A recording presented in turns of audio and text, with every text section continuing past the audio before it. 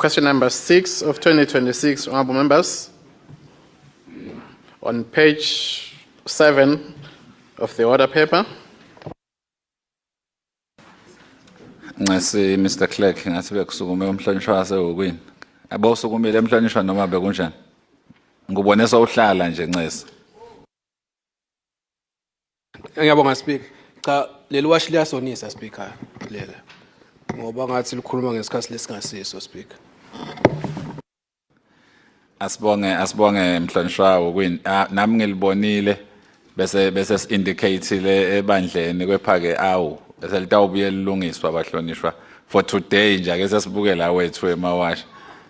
Ndawuva nga Speaker nje isonyalo sikhathi sengibani. Nyalo sikhathi sengibani. Siyabonga abahlonishwa. Induna yehloniphekile yaka Housing and Urban Development.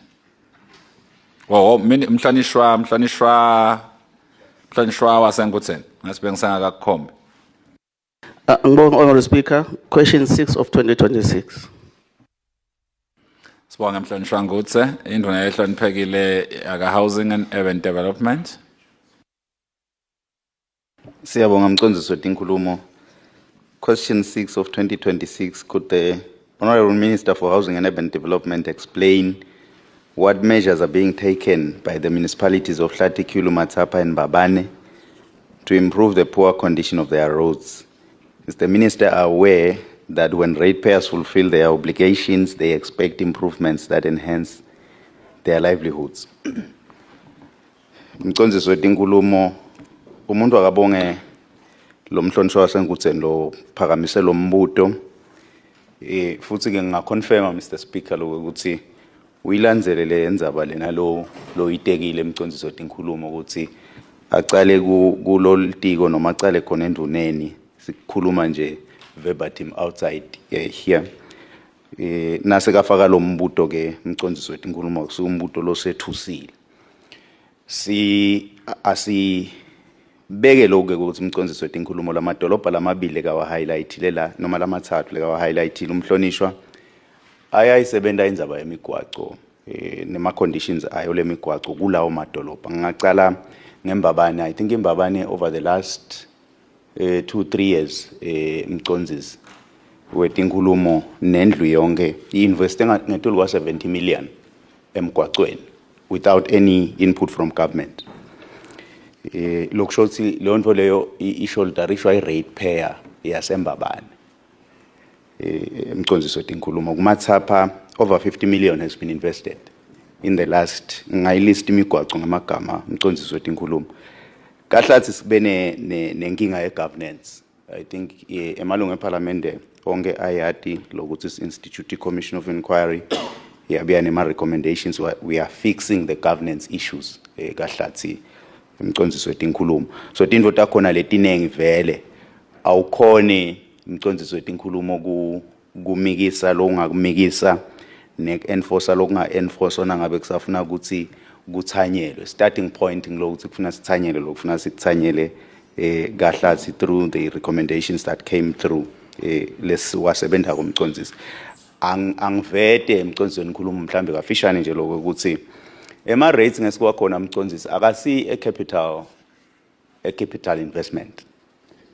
Ema rates nje by definition ngumthelo wekumaintaina inhlalo yala dolobheni. What we are doing now as a country ngekunciphisa capital funding that goes to municipalities, we are saying to the ratepayers, once wathenga property dolobheni, you are on your own.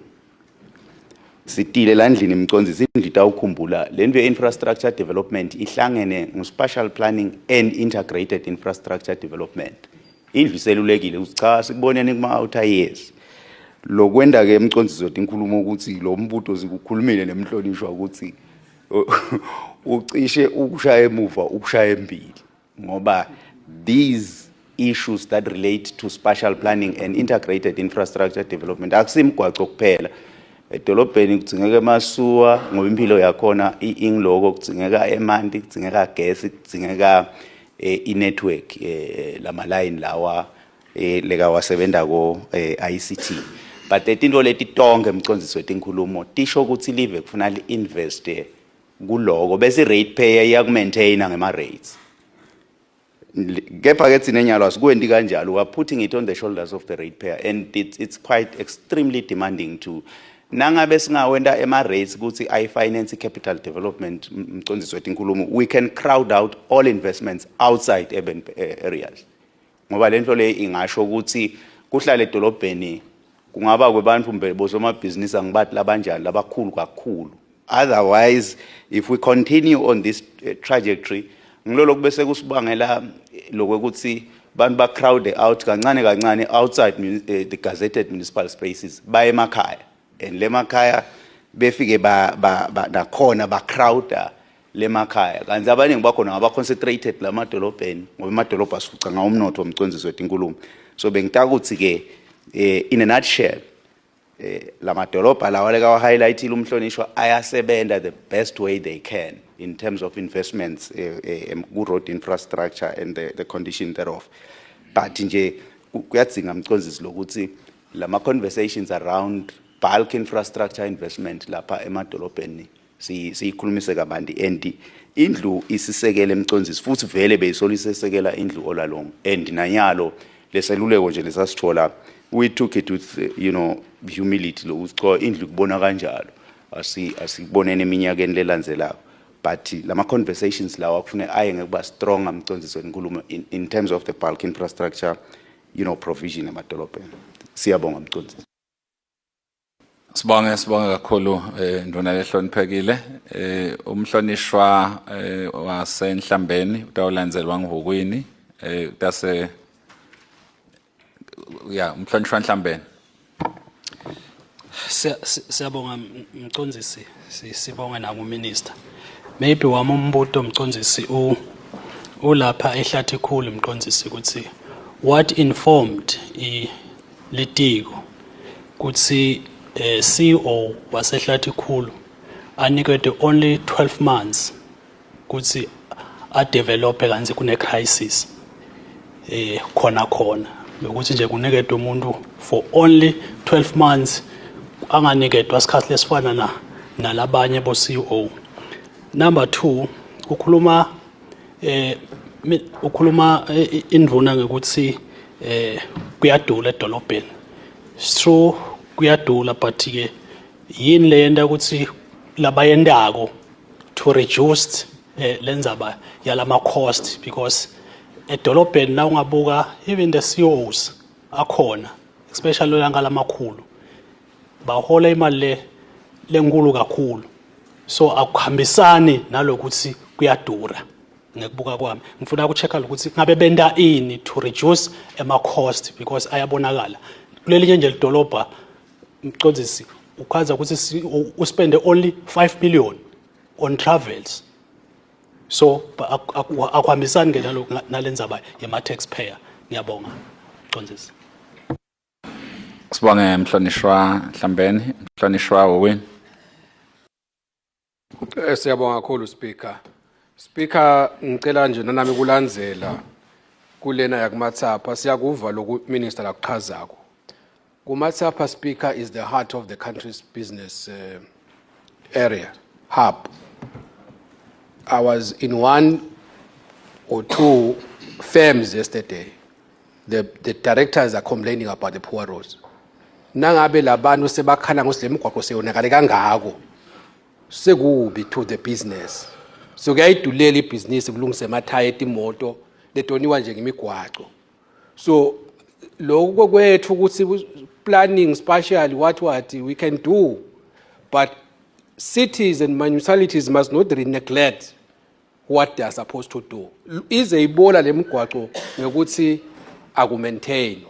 Mathapha is worse. Mbabane uyazama siyambona. Siyabonga Speaker. Sibonge mhlonishwa waseHukwini. Back to your minister to respond. Ngiyabonga Mcondzisi wethu inkulumo. Sibonge emalungeni la faka ema follow ups. Angibonge nakubasengudzeni ukuthi bevile Mcondzisi wethu inkulumo njengoba bangakabuyi. Kulenza bayakahlathi Mcondzisi wethu inkulumo le ukuthi kwentwe yini ukuthi lo interim CEO aniketwe isikhathi lesifishane ngilokuthi u-interim vele ngoba CEO kufune angene e-ofisini nge-proper recruitment process nyalo lana mcondziso wetinkhulumo bekuthi ngalo ukuthi kusasetshenzwa le process ye-implementa lama recommendations ale commission of inquiry we needed someone lo independent but lo nayo i-experience yeku-manager ema municipalities nalo seasoned enough ukuthi angasebenta but asebentele one loku establish ama systems la proper nje egrana lidolobha nala kumisa kahle lama structures e governance internally a recruitele kufanele ba recruitwe and in fact a facilitate ne recruitment ya CEO kuma terms of reference akhe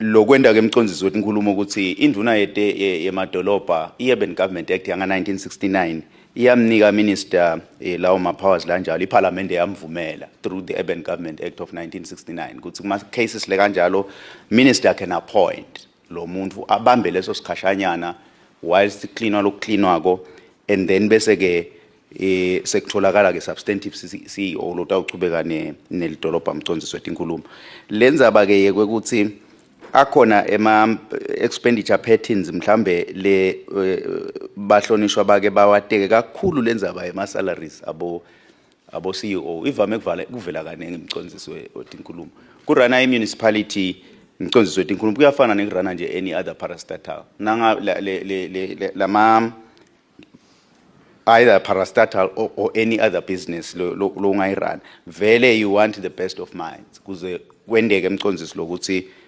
lokufiswe ngilabantu abahleti khona lapho kusheshe fast track ngiko ke emcondziso wetinkhulumo lokuthi uthole lokuthi emadolobha abese aba ngiwo la projector lokuthi nasingathola umuntu lokule level le labantu nabeta bakulawo ma levels beta nalomthwalo lothi nasi kule level le sibheke nako kude nalokufihlakela emcondziso kwendeka njalo kubo bonke nje bacashi ne-70 mcondziso wetinkhulumo bese sekuba indzaba ke yekuthi umhlonishwa ehukwini uthi lapha kumathapha kune le backlog yemigwaqo kumathapha mcondziso wetinkhulumo vele inkulu ngoba le nature yamathapha nasim coina nje noma ngithi nasim establisha way back beka vele ay industrial hub but le infrastructure lesayifaka kumathapha at the time mathapha establishwa iyayivele kulokunye ingekho consistent naloko ukuthi lena industrial hub ngoba nawubuka kusho nema exits nje lapho mangene kumathapha bekufuneka ukuthi abe as many as possible ngoba vele ubheka ukuthi kutata imoto letinkulu naletinze naletesinzako letilayisha izinto letehlukene leti enhance i-production kumathapha so nyalo lento leyo mcondzisi naka establishwa mathapha kwakunguhulumeni but nase kufuneka ukuthi maintain emathapha kanti le maintenance iphindze ihambisane ne-expansion of the same infrastructure but say rate pair lokwenda ke ukuthi kubese kuhamba kancane lokurehabilitate letinto mcondzisi ngoba tiyadula lokuthi sebenta ngiko sithi vele sitawuchubeka sinxuse endlini ukuthi ayiselekelele in terms of providing the bulk infrastructure financing for municipalities asikahlali ke nathi mcondziso tinkhulumo njengelitiko ku-interacta nekubona sesisafika esigabeni sekuthi emadolobha onke kufanele abe nawo nyalo bo resource mobilization unit khona singato relya ku fiscus nakuma rate payers ku national fiscus nakuma rate payers kuphela but itbe khona letinye indlela letseceleni to mobilize resources but otherwise that does not take the primary responsibility on the part of government to provide bulk infrastructure for these kinds of centers mcondziso wenkulumo ngiyabonga. Sibonge kakhulu nduna ehloniphekile mhlonishwa Mhlambeni. Cha manje lisele le ku minister le ukuthi ngabe lendane litiko ku reduce lama cost ngibekise ukuthi nje siyayithola in value for money nakuhamba CEO ahambe adle 5 million kukhona ngibuta nje lokho lokuthi vele ngabe kwenteka kahle na kwenteka kanjalo do we get value for money as kunaleti inkinga letinjena temigwaqo konke lamadolobheni lesiwashoko? Cha siyabonga mhlonishwa nangabe bekuyi question lebutiwe ingakaphenduleki unelungelo lokuyilandzelela induna ehloniphekile. Ngiyabonga mcondzisi wetinkhulumo. Mhlambe ngingafuna ukuthi sike siyilandzelele ya 5 I don't want to think ukuthi ngi5 million per trip. But nangabe kusho ukuthi leyo municipality ibudget ukuthi travel staba na so much balethe ama budgets annually le ministry mcondzisi iparliament na isiniketa irresponsibility of oversight over municipalities kwaba ukuthi kufanele ukuthi 1 bawalethe ama budgets abo, 2 bawalethe ama progress reports ekusebenzeni kwabo, 3 bawalethe ama audited financial statements annually. They do that. So letinto siyesifike sitibone kulawo ma control points lanjalo mcondzisi wetinkhulumo lesithi ke mhlambe nangabe angikase ngeva ukuthi khona i-trip inye le cost 5 million but nangabe bavele ba budget ukuthi sidaya kulama trips lawa at us cost us so much and they justified at the time of approval of the budget kwenda ke mcondzisi lokuthi bese ngeke naseba kusebenta lokho bese sithi hawu senendani manje lama budgets naso assessa tinvethi iningi mcondzisi suke sibuka ukuthi ugoleka malini, uspenda malini on HR, uspenda malini capital investment, uspenda malini on so many other things. So ngiko ngithi lokho kuvame ukukhanze ukuthi vele kuhamba nalama budgets abo mcondzisi wetinkhulumo and info le kahle ngawo mhlawumbe umuntu aphethe ngako mcondzisi wetinkhulumo ngilokho ukuthi they subject both the budget and the audited statements to the public, to the ratepayers. So my ratepayers nakwendiwa nje lama consultations during the budget process and then during the process ye present kwama financial statements at the end of the year. Kusemthethweni lokho and bakwenda bonke bomasipala. Ema ratepayers afika kukhulumise ama items ukuthi lapha kwento yini spend so much. Mayor ne council yakhe na CEO ne management yakhe bakuphendule lokho how did they do that? So the process in municipalities is extremely, transparent when it gets to lokuthi sibudgetele ini sispende ini kwendlula kubantu mcondzisi konke lokho. Ngiyabonga. Sibonge induna ehloniphekile yaka housing and urban development. Bahlonishwa sikhathi sengu4 asambe siye ku break bahlonishwa sibuye. Sizoqhubeka ne-order paper. Ngiyacela abahlonishwa ukuthi ngitsangikhute nje uye uhluba khona lo mkhuba ukuthi athi umuntu awumine yakami bese yengcile ngalithola lithuba lekuhamba bese so uyahamba singendi njalo bahlonishwa sisebenzeni order paper isengakapheli. Let us come back and work. The time, it's interruption time. House standard chant.